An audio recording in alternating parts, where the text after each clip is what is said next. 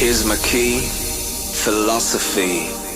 A freak like me just needs infinity.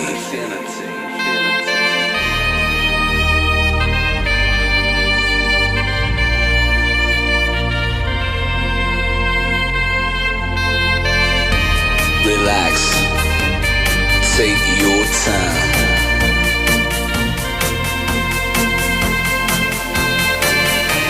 And take your time to trust in me, and you will find infinity, infinity.